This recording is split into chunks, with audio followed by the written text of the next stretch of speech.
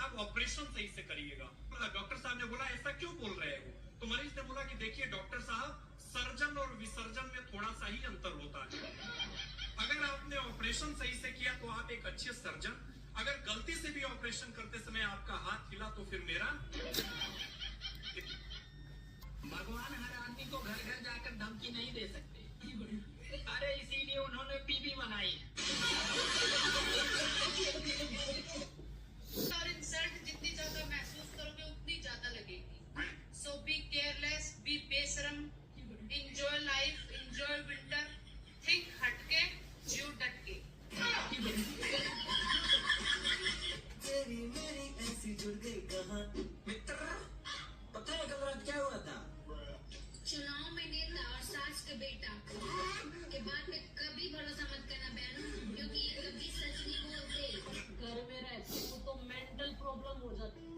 भैया खाना खाने के तुरंत बाद सोना नहीं चाहिए। अरे अगर तुम सो गए तो मोबाइल कौन चलाएगा?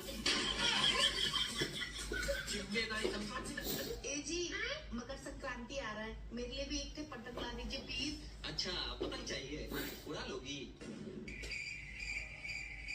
उड़ाने का तो आपका सुख चैन सब उड़ा दूंगा, पतंग क्या चीज। कभी आपने सोचा है कि शादी के 15 साल बाद आदमी 50 साल का लगता है और महिलाएं 30 साल की क्यों लगती है? क्योंकि साल में अनेकों बार पूजा में पत्नी कहती है, हे भगवान, मेरी उम्र भी मेरे पति को लग जाए। कृपा वहीं से आ रही है। पत्नी को भले ही स्वर्ग मिले, लेकिन वो नर्क में झांक कर जरूर देखेंगी कि पति किसी राक्षसनी के साथ गुलछरे तो नहीं उड़ा रहा। पत्नी अपने पति के घर आने के बाद ही खाना खाती थी। मोहल्ले की सारी महिलाएं उसका बड़ा सम्मान करती थीं।